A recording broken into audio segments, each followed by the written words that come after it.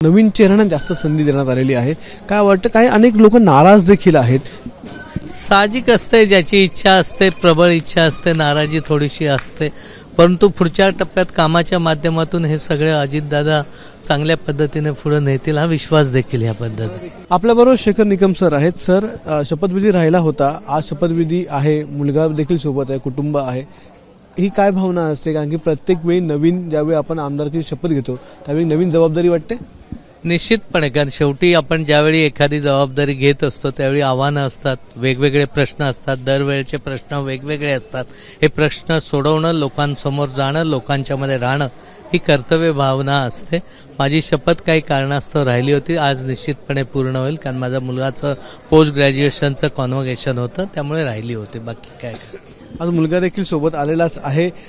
मला हे विचारायचं आहे की काल अजितदादांनी अजितदादाच काय सगळ्यांनी हे सांगितलं की आम्ही मेरिट लिस्टवर मंत्रिपद जी आहे ती आम्ही दिलेली आहेत आणि याच्या पुढे देखील जे काम करतील त्यांनाच मंत्रिपद असतील। तर काय वाटतं, अजितदादांनी देखील हेच जाहीर केलेलं आहे? नाही, आदरणीय अजितदादा हे आमचे, तुम्ही बघताय, सकाळी 6 वाजल्यापासून रात्री 12 वाजेपर्यंत काम करणार नाही। त्यांची अपेक्षा निश्चितपणे असणार आहे त्यांच्या मंत्र्यांकडून किंवा त्यांच्या आमदारांकडून पण, की त्यांनी देखील दादांसारखं तर शक्य नाही आम्हाला कोणाला, परंतु त्याचा कित्ता गिरवून सकाळी लवकर सुरुवात करावी, लोकांचं कामं करावीत, लोकांचं ही त्यांची अपेक्षा आणि ती माझ्या हिशोबाने रास्त आहे आणि मला वाटतं आमचे सगळे मंत्री त्या पद्धतीने काम करतात। कोकणात यावेळी 8 मंत्री आहेत, म्हणजे 1 राज्यमंत्री आणि इतर 7 कॅबिनेट मंत्री आहेत। कसं वाटतं, या 8 मंत्र्यांकडून काय अपेक्षा, कोकणचा कशा विकास व्हायला पाहिजे? कोकणचे जे मूलभूत प्रश्न आहेत ते एकत्र बसून सोडवणं ही खूप गरजेचे आहे, कारण जे मंत्रिपद मिळाले ते कोकणासाठी वापरणं आणि मला विश्वास आहे आदरणीय उदयजी सामंत साहेबांच्या नेतृत्वाखाली हे सर्व मंत्री खूप चांगल्या पद्धतीने काम करतील। कोकणामध्ये प्रामुख्याने गरज आहे छोट्या छोट्या बंधाऱ्यांची, पाझर तलावांची, लघु पाटबंधाऱ्यांच्या कामांची, त्याचबरोबर तिथे असलेलं पर्यटन कसं वाढवता येईल, कारण कोकण असं आहे, एका बाजूला डोंगर आहे, एका बाजूला समुद्र आहे, असं असलेलं कोकण आहे जे कुठेही नाही।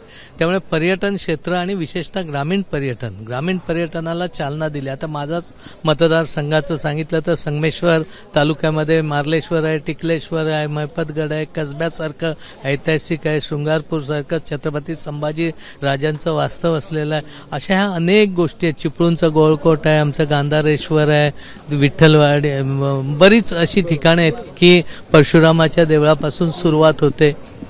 जरी चांगल्या पद्धतीने आपण डेव्हलप केला तर तिथला रोजगार तिथं निर्माण होऊ शकतो।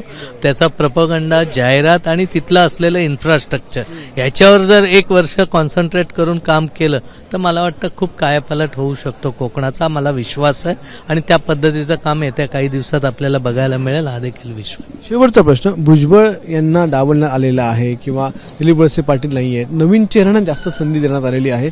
काय वाटतं, काही अनेक लोक नाराज देखील आहेत।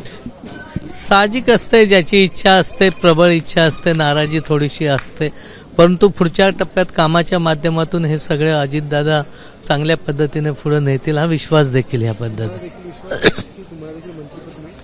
नाही, प्रत्येकाची अपेक्षा असते ना, असं काय नसते ना, कोणाची अपेक्षा नसते अशातला भाग नाही, परंतु माझा विश्वास पूर्ण अजितदादांवर असल्यामुळे फारसा त्या गोष्टीकडे मी फारसं लक्ष देत नसतो, काम करत। बातचीत केल्याबद्दल। तर शेखर निकम होते रत्नागिरी संगमेश्वर या ठिकाणांचे आमदार आणि त्यांनी अजितदादांवर विश्वास व्यक्त केलेला आहे। येणाऱ्या काळात मला देखील संधी मिळेल अशी त्यांची अपेक्षा आहे। कॅमेरामन अनिल संगरेसह अक्षय भाटकर, एबीपी माझा, नागपूर।